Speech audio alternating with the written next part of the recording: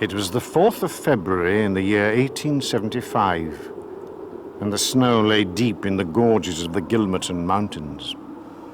The evening train, which connects the long line of coal mining and ironworking settlements, was slowly groaning its way from Stagville on the plain to Vermissa at the head of the Vermissa Valley, Pennsylvania.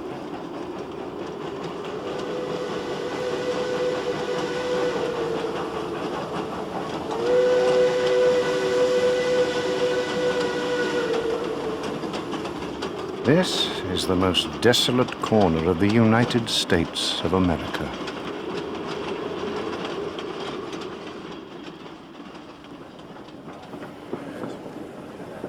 Hobson's Patch, next stop. The oil lamps in the leading passenger car shone down on some 20 or 30 people. At least a dozen, by their grimed faces and safety lanterns, proclaimed themselves as miners. The rest were women of the laboring class, local shopkeepers, 2 burly individuals in police uniform, and a young man, fresh-faced, large-eyed, and smiling. A young man clearly of a sociable and possibly a simple disposition. Pardon me, friend. Are you speaking to me? Did he say it was Vermissa next? No, I haven't missed it, have I? Vermissa. you haven't missed it. Ah, good, good. I thought I might have. It's a dark night. What did you say? It's a dark night. And dark nights are unpleasant Yes, for strangers to travel. Put it there, brother. Brother. Vermissa's another 2 stops. Thank you, friend. And the young man turned his grey eyes to the window and stared out into the night. The flames of furnaces roared and leapt in the darkness, and against their lurid background dark shapes were bending and straining, twisting and turning. Winch and windlass moving to the rhythm of an eternal clank and roar. You know, what? I guess hell must look something like that.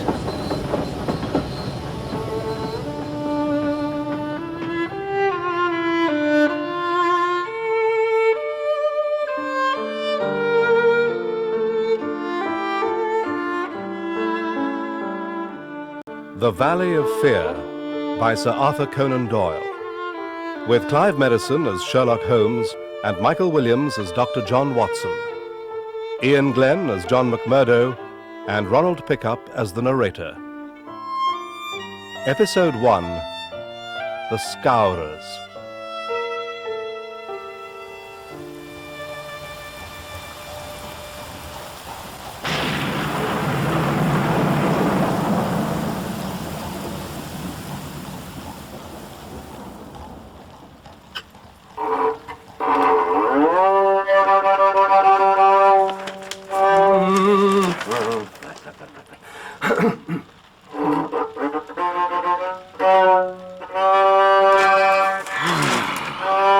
Holmes. What? Can't you find something else to occupy your mind? Huh?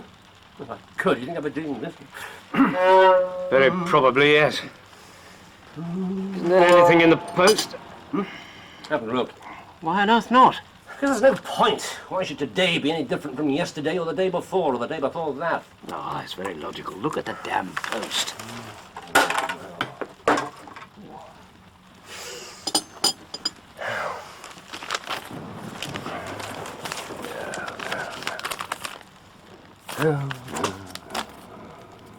Nothing, no.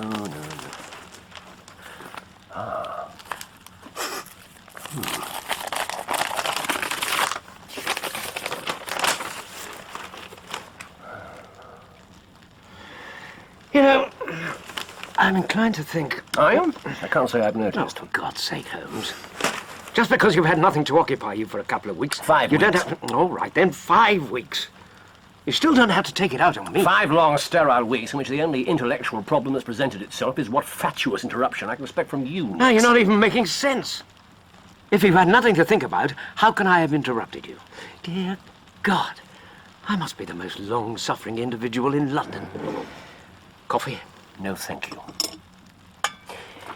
Well, this morning, I do have something to think about. So there was something in the post. Yes. Well, you're welcome. What? Nothing. Is it important? Holmes, the letter. Is it important? Vitally important. It's Porlock's writing. I've only seen it twice before, but it's definitely Porlock's writing. And who's Porlock? Porlock is a nom de plume, an identification mark. But beyond that? I've no idea. You know, I live in hope that one day we might actually have a normal conversation. You don't know who he is, and you've only seen his writing twice before, but you're behaving as if his letter's a matter of life and death. Look, Oh, you're sure I'm trustworthy enough? I'd hate to say something fatuous and... Holmes. interesting, isn't it? 534 C2 13 7 36 31. Holmes, what is this? There's every chance it's exactly what you said it was. A matter of life and death.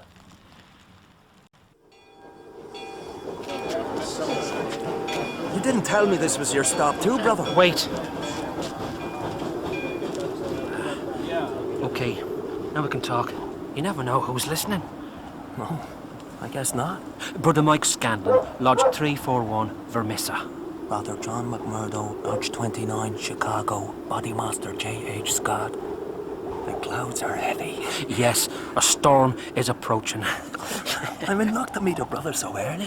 There are plenty of us about in the valley. What brings you here? I heard there was work for a willing man. And there's none in Chicago. No, I found plenty. Then why did you leave? Seemed like a good idea. Where are you staying? Here. Someone back home put me onto it. Jacob Shafter, Sheridan Street. You know it. I know it. You'll find precious few brothers staying there. But I dare say it'll do you for now. I'll walk with you. What's he like? This Jacob Shafter. He's as honest a man as you'll find in this town. Then laid on, brother. This way. They turned their faces into the freezing wind and walked together through the rutted paste of muddy snow that formed the main street of Vermissa. In the long and gloomy valley there had at least been a certain grandeur, but the town showed nothing but a dead level of mean ugliness and squalor. Porlock isn't important in himself. It's the man he's in touch with who matters. Just imagine the jackal and the lion.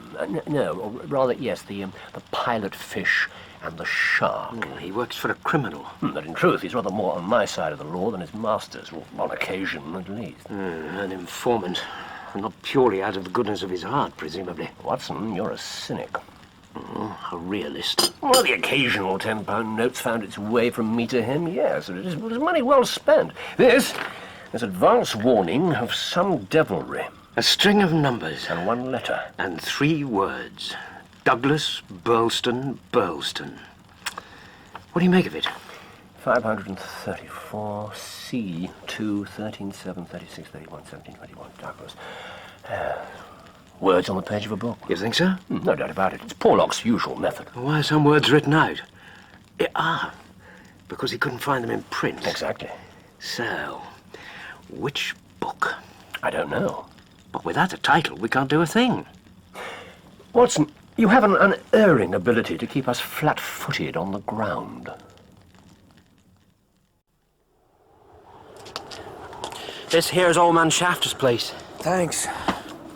Well, I guess I'll be seeing you at the lodge. Count on it. Regular meeting's Friday. There's a hall behind the Union Saloon on Main Street. 9 o'clock. Right. But if you know what's good for you, you report to the bodymaster soon as you can. Boss McGinty's the man.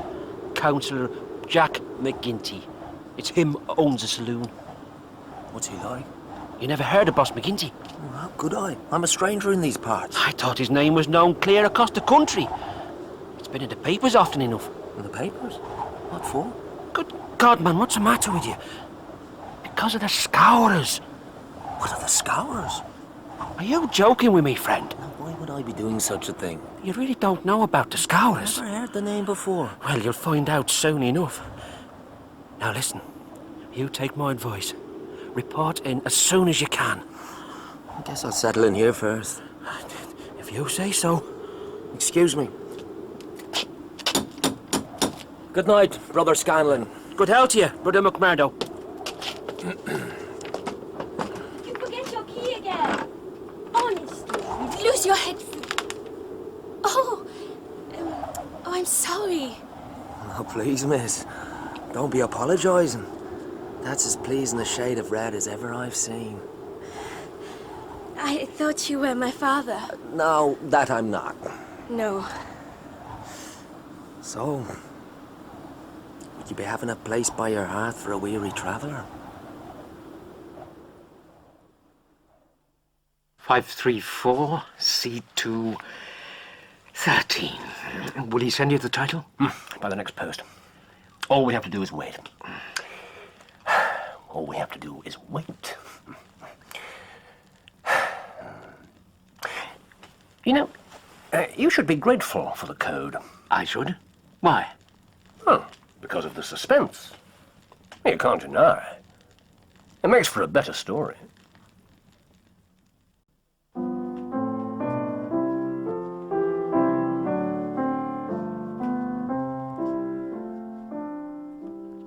And if you come when all the flowers are dying, and I am dead, as dead I well may be,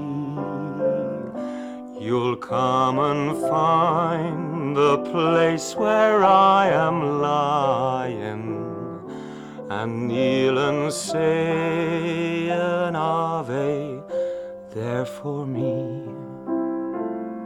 John McMurdo was a man who made his mark quickly. Wherever he was, the folk around soon knew it. When the honest foremen and commonplace clerks who were shafters' boarders gathered of an evening, it was McMurdo's jokes which were the readiest, his conversation the brightest, and his song the best. And I shall hear, though soft, you tread above me, and all my dreams will warmer, sweeter be, for you will bend and tell me that you love me, and I shall sleep in peace until you come to me.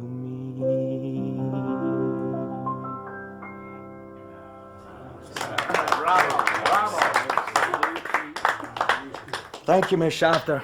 That was as fine a bit of piano playing as I've heard. Oh, Mr. McMurdo, that was so lovely. Wasn't that lovely, Father? You sing like a bird, my friend. Ah, not like the birds in Ireland, sir. In the old country, the angels themselves fly down when the birds are singing to take lessons. And sure, the hills are so fair and the lakes are so blue that they think they're still in heaven. You make it sound so beautiful. Why did you ever leave to go roving? Ah, now, that's a tale for another day. A story of wonder and wistfulness, so it is.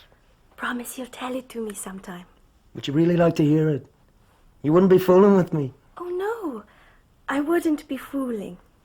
Miss Shafter, one day you'll know everything there is to know about me. I give you my word. Was it because of a woman? What was that now?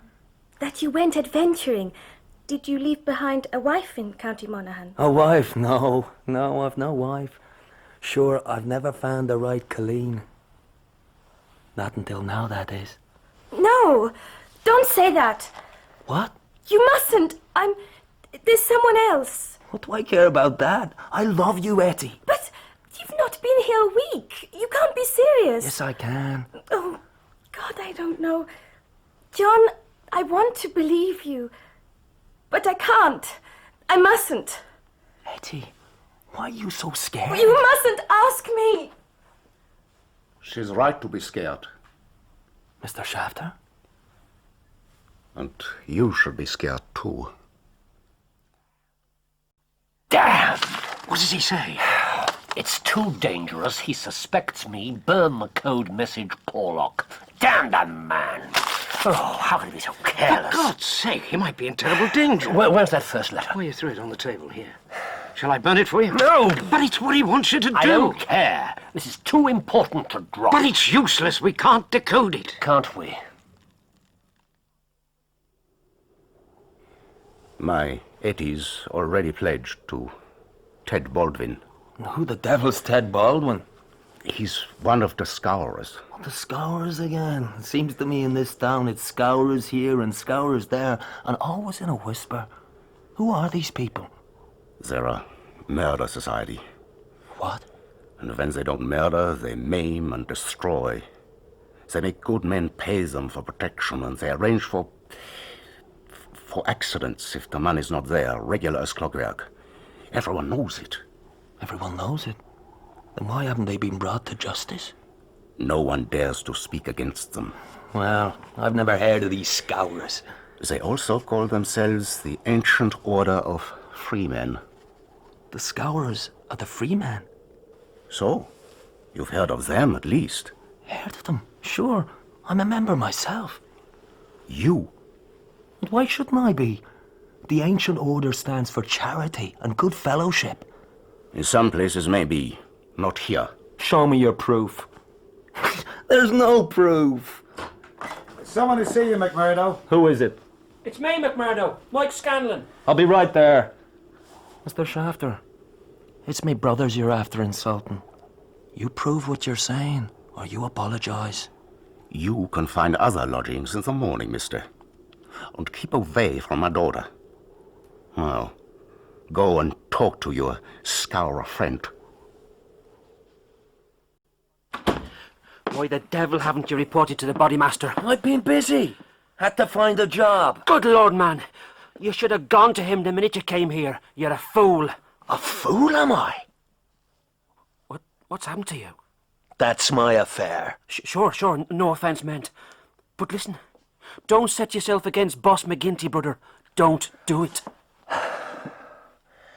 Will he be at the saloon now? Oh, yes. Right.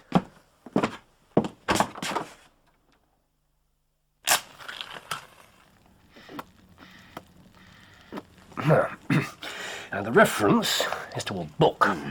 That's our point of departure. Pretty vague one. Well, perhaps there are points which have escaped your Machiavellian intellect. Perhaps there are limits to my patience. If there were, I would have driven you to them years ago. A book. Now, what clues do we have? None. No, it's not quite as bad as that. Now look here. Now, how does it begin? 534, C2, 1310. But the 534 is larger than the other numbers. Yes, obviously. No. Written larger. Oh, I see. Yes, it is. Yes, it is, because 534 is the page number. Holmes, if you know all the answers, why are we playing this I don't ridiculous know game? all the answers. I merely know how the code works, and this is no game. All right, 534. So, our book's become a large book. C2. Chapter 2? No, hardly. For one thing, if we have the page, the chapter number's immaterial. And for another, if page 534 only finds us in the second chapter... Then the first must have been pretty intolerable. Column 2. Brilliant, Watson. You're scintillating this morning. A large book printed in double columns. Now, this man, Porlock, he wouldn't have used just any book. For the code to work, it had to be a book that you could lay your hands on. Yes, he has a copy, and he expected me to have one too. In short, it's a very common book. The Bible? Now, too many different editions. Now, Porlock knew for certain that his page 534 would agree exactly with my page 534. Bradshaw's railway timetables. Now, Bradshaw's vocabulary is nervous and tense, but somewhat limited. No, not really suitable. Dictionary? No, there's too many different ones. And what's left? An almanac. Whitaker's Almanac. Excellent, Watson.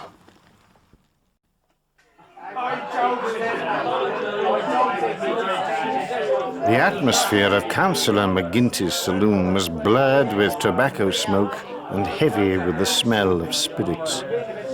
The man himself was a black-maned giant, swarthy as an Italian, with eyes that were deep, dark, and dead.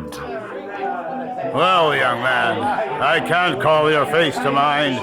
I'm new here, Mr. McGinty.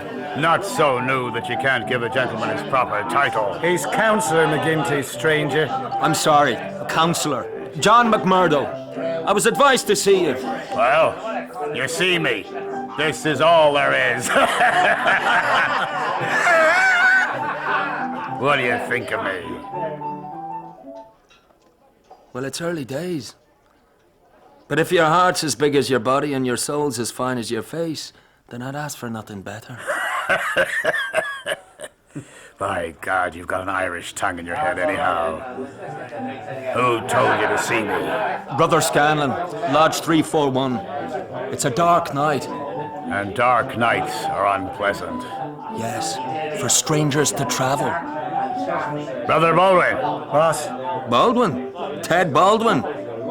What if I am? I've something to say to you. And suppose I don't want to hear it? You'll listen whether you like it or not. Oh, I will I? That's enough. Brother Baldwin, escort Mr. McMurdo through to my private room. Now, Brother McMurdo, stay exactly where you are and keep your hands where I can see them. A gun barrow's a strange sort of welcome. You don't take people on trust in the valley. Where were you made? Lodge 29, Chicago. When? June 24th, 1872. Body master? James H. Scott. District ruler? Bartholomew Wilson. Why did you leave Chicago? I'm damned if I'll tell you that. Quiet! Answer the question. I was helping Uncle Sam to make dollars. That's your great secret? You're a coiner? I was a coiner. Then I moved up some. I killed a man. You're all talk. You don't have the guts. Why did you kill him? He threatened to squeal on me to the cops. And so you killed him. Why'd you come here? Because I read in the papers you weren't too particular in these parts. Yeah, so you claim to be a murderer, and you came to my town because you thought you'd be welcome. Mm-hmm. That's about the size of it.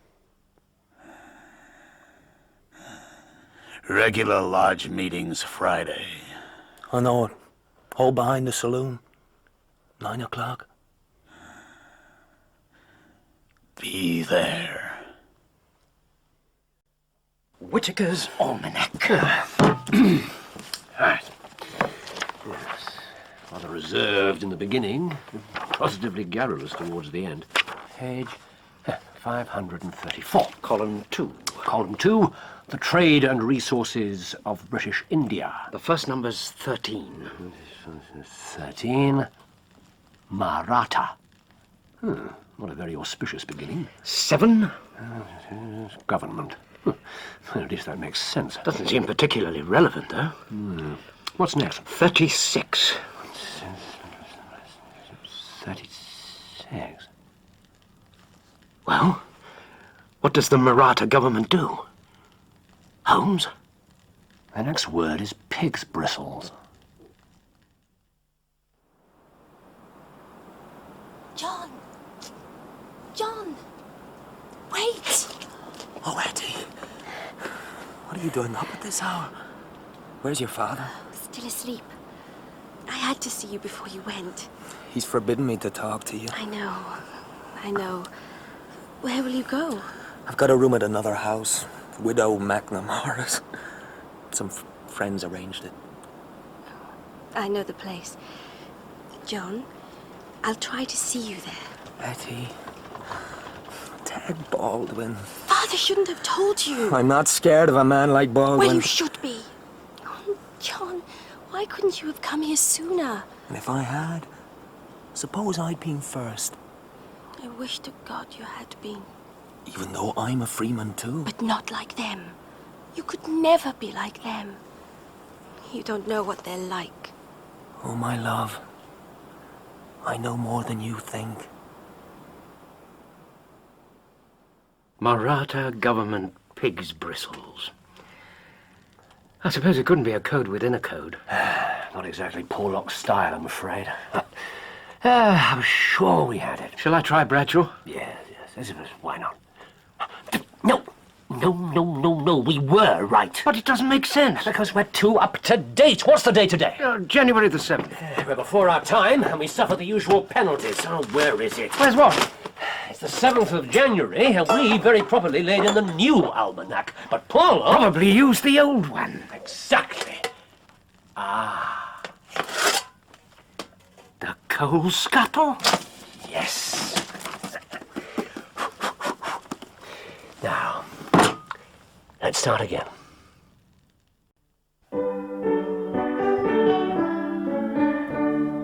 The minstrel fell, but the foreman's chain could not bring that proud soul under. The harp he loved ne'er spoke again, for he tore its cords asunder, and said, "No change shall sully thee, thou soul of love and bravery. Thy songs were made for the pure and free, they shall never sound in slavery.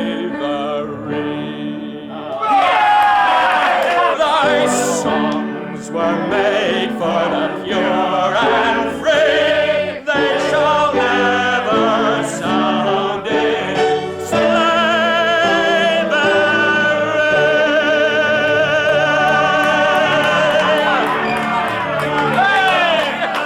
Well, you wet your whistle with me, brother. Take my advice, man. Set yourself up for the meeting tonight. Put your money away, brother. Councillor, another round for my good friends here. Throwing your money around, aye, McMurdo? I'd buy you a drink, Brother Baldwin, but sure, my pocket's suddenly empty. I've been down to Jacob Shafter's. I've had words with his daughter. Have you now? And what did she tell you? Are you two fighting over some woman? I say, my claim has priority. And I say she should be free to choose between us. Free to choose. And what does a bodymaster say? No brother can lay a claim over another. The woman's free to choose. And that's your ruling, is it? It is. That's an end of it. Oh, no, it's not. What did you say? You're not bodymaster for life, Jack McGinty. And by God, the next time it comes to a vote... I don't believe I appreciate being talked to in that fashion, Brother Baldwin. Maybe you think if I was voted down, then you'd find yourself in my shoes. Is that what you think? And maybe you're right. But so long as I'm the chief, I'll have no man lift his voice against me or my rulings. Do you understand me? I understand. Can a body get through to the bar in this house? Never let it be said an officer of the law couldn't get a drink in my saloon. Make way there, lads. Thank you, Counselor. Whiskey straight. You'll be the new captain. Captain Marvin. I'll be looking to you, Counselor, and all of you other good citizens to help me uphold the law in this town. We've got our own police in Vermissa.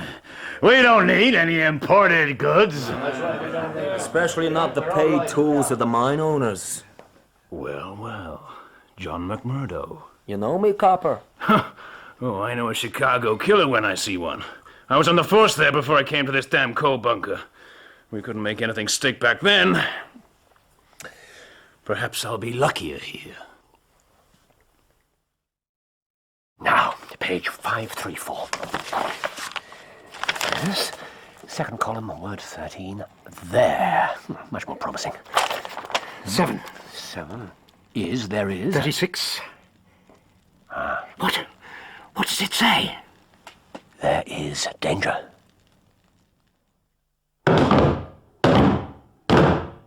Bring in the candidate.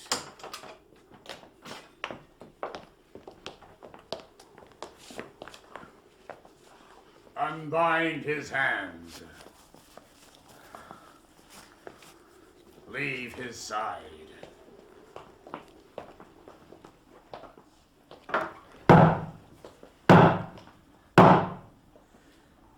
John McMurdo, are you already a member of the Ancient Order of Freemen?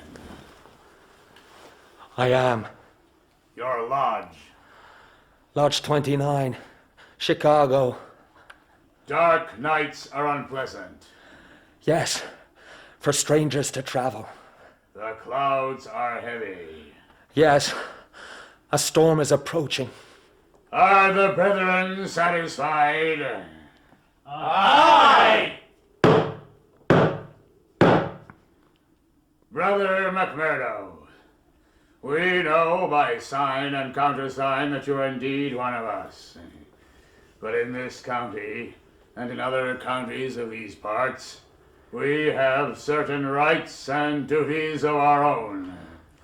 Are you ready to be tested? I am. Are you of stout heart? I am of stout heart. Can you bear pain? As well as any man. Test him.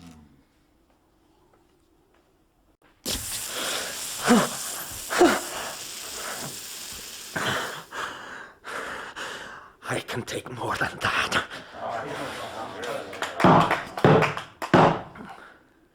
Remove the hood.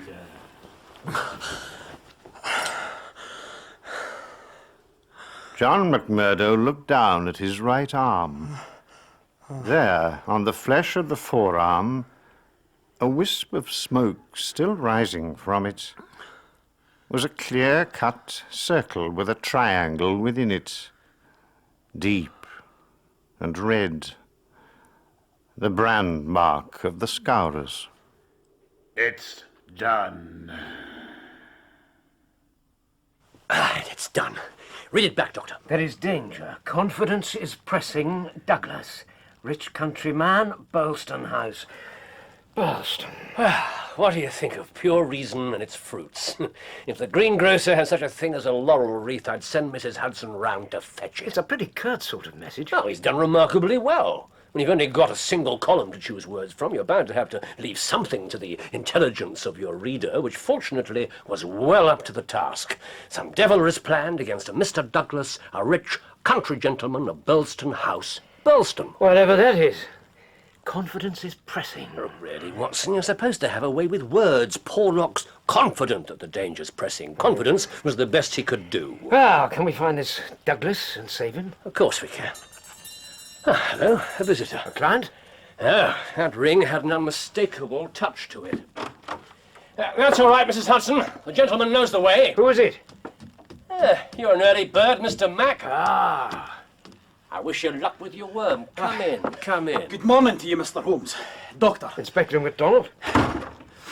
Fear this means there's some mischief afoot. Oh, now if you'd said hope instead of fear, it'd be nearer the truth, I'm thinking. Cigarette, Inspector? No, I won't smoke, thank you. I must be pushing on my way. The early hours of a case are the precious ones, as you both know full well. But... Mr. Mack, what's wrong? This note! Man, this is witchcraft! Hardly that. Mr. Holmes, where did you get this? Why, what's amiss with it? Amiss with it? Douglas at Burleston House? You know him? Well, I'd hardly say I know him, Doctor. Jack Douglas. He bought the manor house in Burleston in Sussex some 10 years back. An American gentleman. Brother John McMurdo, in the name of Lodge 341, Vermissa Valley, I welcome you to its privileges and debates. Do you stand by your oaths of fidelity and secrecy? I do so stand. Well, we must get a warning to him. He's in danger. I'm sorry, Mr. Holmes, we can't do that. Why not, man? And do you accept the penalty for disloyalty and disobedience? I do. If I should break my vow to my brothers, may I be hunted down across this country or any other, and put to a most deserving and inevitable death. Why not? Because he was horribly murdered late last night. That's why not. So it is sworn. Aye! I want to know exactly how you came by this note. Well, actually, Watson wrote it. To your dictation, Holmes. True enough. We decoded it, Mr. Mack. Here's the original. Ah, a secret code, is it? Well, it seems to me I can have the case cleared up in no time. All I have to do is lay my hands on the man who sent you this. And how do you propose to do that? I was rather assuming you'd tell me. I have no idea who he is or how to contact him. I thought you sent him money. On occasion. Posted to Camberwell Post Office. And you've never troubled to see who called for the letters? When he first got in touch with me, I gave him my word that I wouldn't try to trace him. You give your word to a criminal? It wasn't the first time, and it won't be the last. Oh, Mr. But this is all Holmes. beside the point. It's the man behind Porlock you should be after. The man behind him? The man responsible for your murder. Well, who is he? His name is Moriarty. Ah. I've never heard of him. Maybe not, Doctor, but I have. Ah, so he's known to the police. Oh, aye, he's known right enough. Professor James Moriarty is one of the most respected academics in the country. He has honorary doctorates from Oxford and Cambridge. He writes books that no one else in the world can understand, and he lectures in mathematics. The perfect cover. Oh, Mr. Holmes, I really don't want to go through all this again. Moriarty is behind this murder.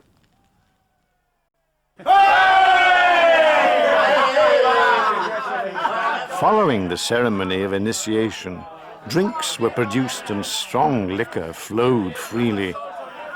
All were anxious to raise a glass to this new brother who stood firm before policemen and never flinched under the branding iron. They rolled back their sleeves and compared their marks and shared their stories. All had gone through the test, though few as bravely as young John McMurdo. First item on the agenda, the pension to Jim Carnaway's widow. Brother Treasurer? Body Master, the companies have all been generous lately. Hetty Carnaway will be well looked after. Very good. Item 2. I've had a request from Lodge 249, Merton County. They've a job to be done, too sensitive for the local brothers. The target is Andrew Ray, manager of Ray and Sturmash, co-owners Eminent of Bodymaster! Brother Scanlon. With all respect, I know Merton County. Ray and Sturmash is just a two-man company. What of it?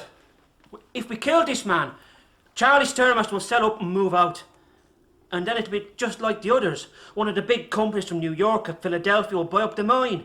If we carry on like this, soon there won't be any small firms left. Bloody good riddance. But we can't control the big companies. They're just too powerful. We can control any size company we like. I'll not have any yellow scaremongering in this lodge, Scanlon. Either you stand with us or you go the same way as Donegan and Williams last year. Choose. We stand with the lodge. See that you do. Or it'll be your name on the agenda one of these days. Lodge 249 asks for 2 men. Brother Cormac. Boss. Brother Wilson. Body Master. If you need another man, I take it as an honor to be chosen. They asked for 2, McMurdo. 2 is what they'll get. Item 3. There's one man in this town that wants trimming up. James Stanger, editor of the Herald. Have you read this, brothers? Reign of Terror in the Coal and Iron District. A criminal organization in our midst. Kill him! It's what he deserves.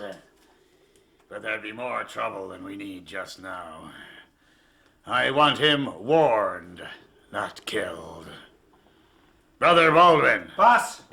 You can fix it. My pleasure. I'll take 3 men. Mansell, O'Brien, Willoughby. And McMurdo. McMurdo? That's my ruling.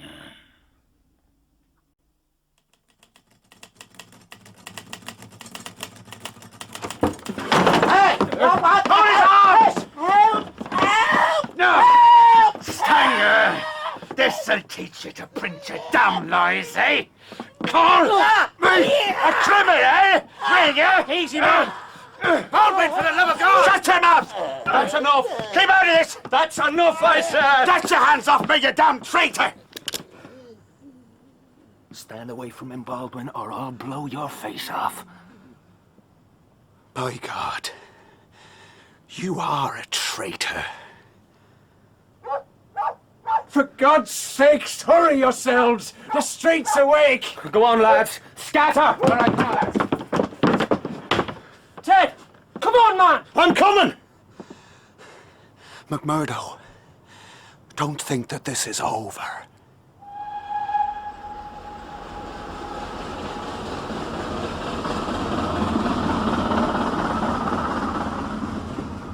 Now, Inspector, give us the facts. Mr. Jack Douglas was found dead just before midnight last night. Extensive injuries to the head. No arrest has been made. Those are the main points from the official report. What about the unofficial report? Now, what makes you think there is one? Oh, come on, Mr. Mack. Takes a lot more than that to bring you round to Baker Street. Aye, Doctor. You're quite right. Here you are, gentlemen. A private note from the local man, White Mason. Very reliable. Mr. Holmes. Mac, don't waste a second.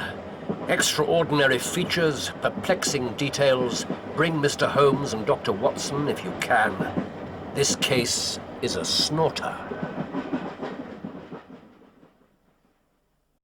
Councillor McGinty, this is an honor. I'm not usually much of a visitor, but I thought I'd stretch a point. I hear you pulled a gun on Brother Baldwin last night. I did, and I'd do it again. Where I come from, the orders of a bodymaster are to be obeyed without question. Baldwin was set to murder the man. He called you a damn traitor. And at any other time, I'd have killed him for it. But it was more important to get the man away and protect the lodge. You did the right thing. I'm grateful. Freeze the pair of you!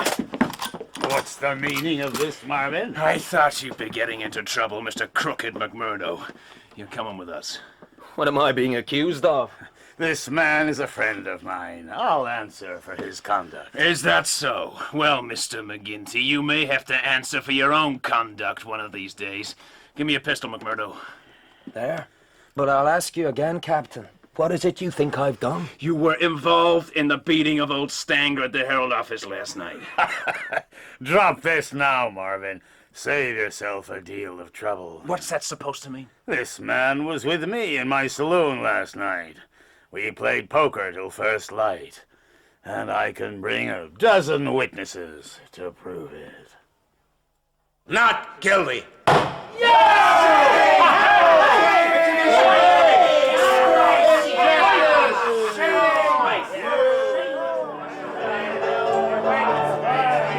Brother McMurdo, take a drink of that.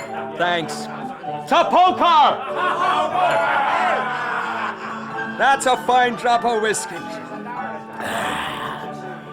My own stock. I'm honored. My thanks to you, Bodymaster. The lodge protects its own. It was a lucky thing old Stanger didn't get a better look at us. He shouldn't have got any sort of look. Baldwin should have doused the lamp first thing. He's getting careless. You sure that's all he is? You sure you didn't want us to be seen? Some of us, at least. Careful, McMurdo. It's not your place to question a brother's loyalty. Counselor, if a brother calls me traitor, then I can return the favor. Is that what they say in Chicago? It's what I say. I do have some information on the murdered man. This Douglas was something of a local hero. Pulled a man out of a burning building when everyone else had given up. What is his household? Him and his wife. Just a few servants. And he's an American, you say? Well, that's what I'm told. Mrs. Douglas, too? No, she's a local lady. Quite the beauty, it seems. And a fair bit younger than her husband. Who discovered the body? A house guest, Mr. Cecil Barker. Do you know anything about him? Well, he's often there, apparently. A friend of Mr. Douglas? Or his wife? I see what you're thinking, Doctor, but it was Mr. Douglas he was close to. A friend from the old days, in the Californian goldfields, so they say.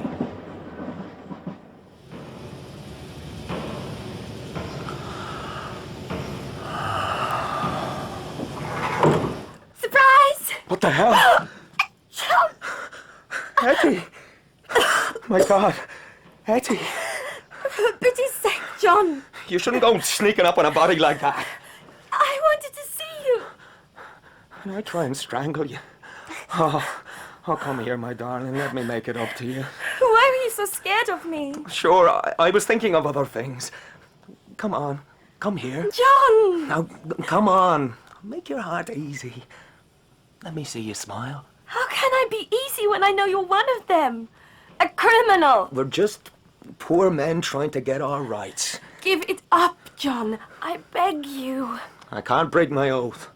I can't desert my comrades. Not even for me? Not even for you.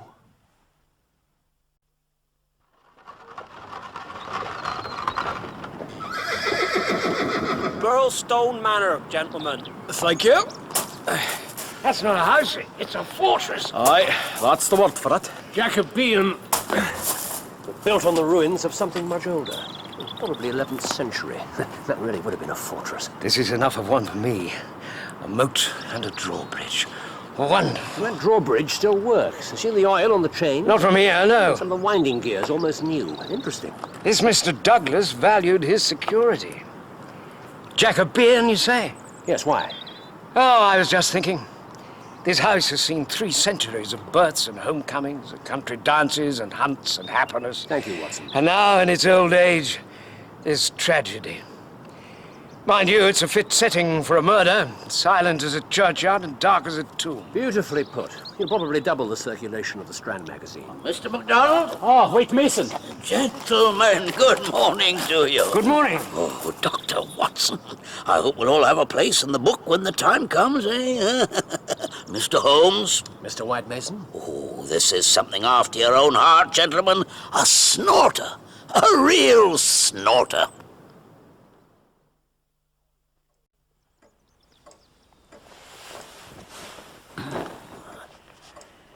Dear God. He was found in exactly this position. Yes, sir, he was. We moved the gun, but that were all. Where exactly was the gun? Across his chest. Excuse me. Yes. It was a double-barrel shotgun. It was. One barrel wouldn't have been enough to destroy that much of the skull. You agree, Watson? Yes, I'm afraid I do. Yes. 2 barrels fired at very close range, full in the face. The angle of the shots is almost vertical. Powder burns on his dressing gown. Are you sure this was murder, Inspector? Details. That's what's important in this life. You get the details right, the rest will take care of itself. Don't ever get tired of the sound of your own voice, McMurdo. Not half as tired as I do of yours, Baldwin. That's enough. Brother Baldwin, get back to your beer. Brother McMurdo, a word. I'm beginning to have my doubts, Doctor. White Mason, I hope you've not brought us down here for nothing. I don't think so. Though it's true that everyone's first thought was for suicide. Mr. Barker, Ames the butler, the housekeeper. What about Mrs. Douglas? What was her reaction when she saw the body? She didn't. Mr. Barker managed to stop her before she could come in here. Indeed. You're about to tell us the evidence for murder. I want an end to this business between you and Baldwin. We're all at each other's throats just in a minute. That mess up with the Steve Bird job didn't help. Bird was warned. He must have been warned. Too many jobs have been going wrong lately. We might have a squealer. Not necessarily. That new captain's too sharp for his own good. Maybe. You want him taken care of? It's too risky. This is a war. There's always going to be risks. I didn't bring you in here for a lecture, McMurdo. Then why did you? There's a job for you. And for you alone. I'll not have this one fail. What's the job? Have a look at this. Was the window open like that when the body was found? Nothing's been touched, Mr. Holmes. We may not be Scotland Yard, but we know how to preserve a crime scene. Not being Scotland Yard's a distinct advantage. Mr. Holmes. Is that blood? Yes, a partial footprint, a man's boot. It seemed to me that someone stepped on the sill as he climbed out the window. But aren't we directly above the moat? Yes, we are. What else is there? Well, Mr. Barker is adamant that the gun isn't from this house. The butler, too. May I see the weapon?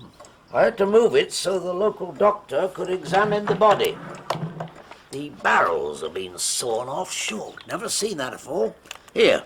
Yes, American practice makes it easier to conceal. The triggers have been wired together. Pull one and both cartridges fire. There's a maker's monogram. Ah, yes. P-E-N. Well, it means nothing to me, I'm afraid. Pennsylvania Small Arms Company, thank you. Now, what more? This was found on the body, neatly tucked into the cord of the dressing gown. Watson? Thank you. Plain white visiting card, rather cheap quality. 2 words written in ink. VV341.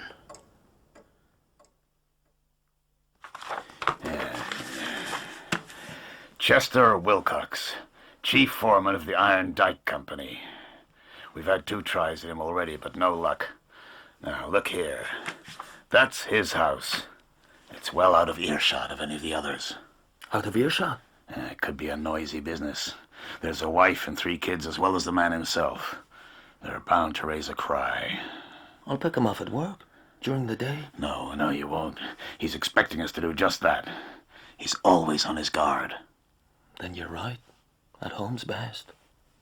After dark. How will you get him alone? I won't. Thank you, Doctor. VV. Someone's initials? Well, there's no VV in the village. Now, Mr. Barker says that Mr. Barker seems to be saying quite a lot. Well, he very naturally took charge of things. Very naturally. Carry on. What does Mr. Barker say? That he's never seen a card like it in the house before. Well, it certainly wasn't written with any of these pens. No. Mr. White Mason, so far you've given us a dead man, a gun, a visiting card, and a boot mark. Are they the sum total of your perplexing features and extraordinary details? They are not, Mr. Holmes. The fatal shot was fired just before midnight. Mr. Barker heard it and rushed to this room. He swears that not 30 seconds had passed, but he saw no one but the dead man. The drawbridge was raised. The house was effectively an island. The window was open, but the moat is 40 feet wide, and there are no signs of anyone having crossed it. Even if the killer did escape that way, there were village people still about. A stranger, especially one with soaking wet clothes, would have been seen at once. Presumably you put out a search yourself. Straight away, Doctor. And before you ask me, Mr. Holmes, we searched the house too. Our murderer effectively disappeared into thin air. It's not unique. Huddersfield in 76, the Folkestone slaughter in 69, half 100 others. I didn't say it was unique, sir. I said it was perplexing. You said it was extraordinary. I think it needs rather more to put it into that category. Oh, you think so, do you, Mr. Holmes? Then look at the dead man's hand. You see this ring? Unusual design. Is that gold? It's called a nugget ring. A fragment of pure gold ore in a plain metal band. So that supports the story of his past life in the goldfields. Oh, there's more to it than that, Doctor. Everyone in the house swears that Douglas always wore that ring outside his wedding ring. What wedding ring? The wedding ring from his first marriage. The wedding ring that Barker says meant more to him than anything else in the world. The wedding ring that never, ever left his finger. The wedding ring that isn't there now. Exactly. What we have here is a murderer who kills his victim, removes both his rings, carefully puts one of them back, leaves his calling card, and then vanishes into thin air. And does it all inside the space of 30 seconds. Now, tell me, Mr. Holmes, what manner of man can do that? What manner of man, indeed.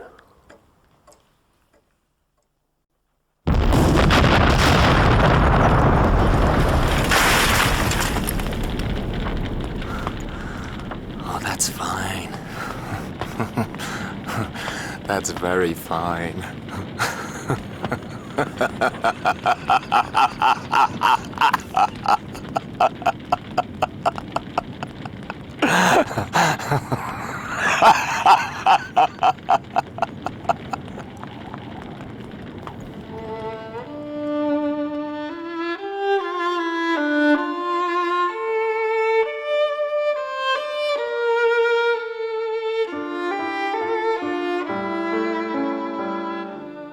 In Episode 1 of The Valley of Fear by Sir Arthur Conan Doyle, Sherlock Holmes was played by Clive Merrison and Dr. Watson by Michael Williams. John McMurdo, Ian Glenn. Inspector MacDonald, Mark Bonner. White Mason, Timothy Bateson. Jack McGinty, Constantine Gregory. Jacob Shafter, Don McCorkindale. Etty Shafter, Amanda Gordon. Ted Baldwin, Stephen Critchlow. Mike Scanlon, Peter Gunn. Captain Marvin, Jonathan Keeble. The narrator was Ronald Pickup. Other parts were played by members of the cast. The pianist was Michael Haslam. The violinist, Abigail Young. The Valley of Fear is dramatized for radio by Bert Coules and directed by Enid Williams.